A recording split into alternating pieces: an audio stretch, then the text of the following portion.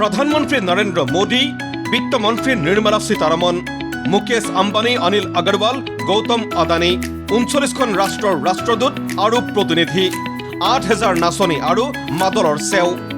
এক প্ৰকাৰ মুখৰ হৈ থাকিব গুৱাহাটী। তাৰিখ 24 আৰু 25 ফেব্ৰুৱাৰী। ৰাজ্য চৰকাৰৰ উদ্যোগ বিভাগৰ উদ্যোগত সুদীৰ্ঘ 8টা বছৰৰ পিছত ৰাজ্যত অনুষ্ঠিত হ'ব এডভান্টেজ আছাম 2.0। 2018 চনৰ ফেব্ৰুৱাৰী মাহত এডভান্টেজ আছামৰ প্ৰথম সংস্কৰণ অনুষ্ঠিত হৈছিল। সেই বিনিয়োগ মেলাৰ জৰিয়তে ৰাজ্যত বিনিয়োগ হৈছিল ৯৭০৮ কোটি টকা। ৫৯,০০০ কোটি টকাৰ বিনিয়োগৰ বাবে ভিন্ন পৰ্যায়ত চলি আছে কাম।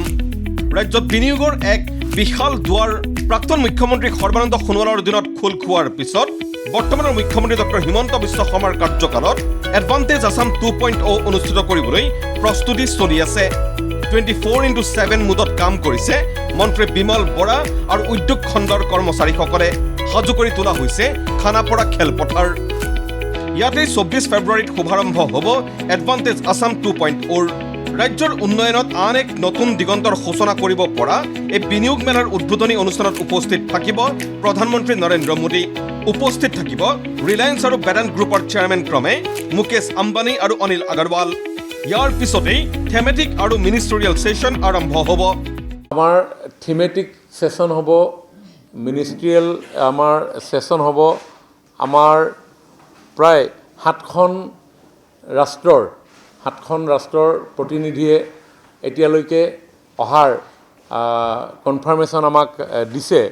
ঠিক তেনেধৰণেৰে আমাৰ 15টা যি থিমেটিক ছেছন হ'ব, সেই থিমেটিক ছেছনতো আমাৰ উদ্যোগীসকলে ডেফিনেটলি তাত অংশগ্ৰহণ কৰি আমাৰ লেটেষ্ট যি ইণ্ডাষ্ট্ৰিয়েল এনভাইৰনমেণ্ট সমগ্ৰ বিশ্বত চলি আছে এই বিষয়েও তেওঁলোকে যথেষ্ট জ্ঞান অৰ্জন কৰিবলৈ সুযোগ পাব। দ্বিতীয়বাৰৰ বাবে ৰাজ্যত অনুষ্ঠিত হ'বলগীয়া বিনিয়োগ মেলাত উপস্থিত থাকিব 39খন ৰাষ্ট্ৰৰ ৰাষ্ট্ৰদূত আৰু প্ৰতিনিধিবৰ্গ। এই 39খন ৰাষ্ট্ৰৰ প্ৰতিনিধিক অসমলৈ মাতি আনি বিনিয়োগৰ সম্ভাৱনাৰ দুৱাৰখন দেখুৱাবৰ বাবে ৰাজ্যৰ মুখ্যমন্ত্ৰী ডক্টৰ হিমন্ত বিশ্ব শৰ্মাই জাপান, ইণ্ডোনেছিয়া, দক্ষিণ কোৰিয়া আদি দেশ ভ্ৰমণ কৰিছিল। উদ্যোগ মন্ত্ৰী গৈছিল ডুবাই, লণ্ডনলৈ। বিদেশ ভ্ৰমণলৈ গৈছিল মন্ত্ৰী কেশৱ মহন্তও।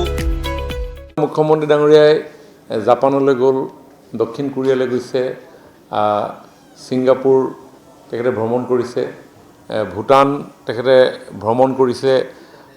মই নিজেই UAE-লৈ গৈছোঁ, UK-লৈ গৈছোঁ। আমাৰ কেশৱ মহন্ত ডাঙৰীয়া তেখেত থাইলেণ্ডলৈ গৈছে, মালয়েছিয়া যোৱা হৈছে, থাইলেণ্ডলৈও আমাৰ যোৱা হৈছে আৰু তাতে আমাৰ বিভিন্ন ৰাষ্ট্ৰদূতৰ পৰা আৰম্ভ কৰি উদ্যোগীসকলৰ লগত কথা বতৰা হৈছে। হিমন্ত বিশ্ব শৰ্মাৰ কেবিনেটে ৰাজ্যৰ ভাইব্ৰেণ্ট পৰিৱেশটো দেশে বিদেশে প্ৰচাৰ কৰি অহাৰ পিছত আশা কৰা হৈছে ৰাজ্যত এইবাৰ কমেও 70,000 কোটি টকাৰ বিনিয়োগ হ'ব। বিনিয়োগ মেলাৰ বাবে যিসকল প্ৰতিনিধি আহিব সেইসকল প্ৰতিনিধিক কাজিৰঙা, মানাহ, চৰাইদেউলৈ নিয়াৰো ব্যৱস্থা কৰিব ৰাজ্য চৰকাৰে। উদ্দেশ্য পৰ্যটন খণ্ডৰ উন্নয়ন। ইফালে বিনিয়োগ মেলা আৰম্ভ হোৱাৰ 24 ঘণ্টা পূৰ্বে 24 ফেব্ৰুৱাৰীত মাদলৰ চেওত সৰু সজাইত নাচিব 8000 নাচনীয়ে। সেই অনুষ্ঠানত উপস্থিত থাকিব প্ৰধানমন্ত্ৰী মোদী। ইয়াৰ বাবে 24 ফেব্ৰুৱাৰীৰ বিয়লি 3:30 গুৱাহাটীত উপস্থিত হ'বহি প্ৰধানমন্ত্ৰী। তাৰ পিছতেই ৰোড শ্ব' কৰি প্ৰধানমন্ত্ৰীয়ে প্ৰৱেশ কৰিব সৰু সজাইত।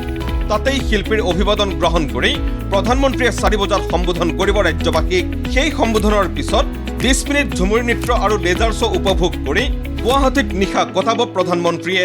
উল্লেখ্য এডভান্টেজ আছাম 2.0 আৰু ঝুমুৰ বাবে ৰেডিশ্যন, বিমানতা আদিৰ লগতে গুৱাহাটীৰ প্ৰায় সকলো নামী দামী হোটেল অতিথিৰ বাবে বুকিং কৰিছে উদ্যোগ বিভাগে।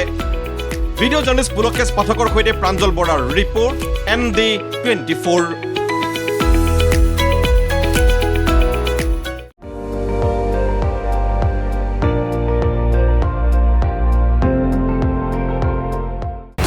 আপুনি চাই আছে ND24, সৰ্বশ্ৰেষ্ঠ নহয়, সৰ্বোত্তমৰ দৌৰত।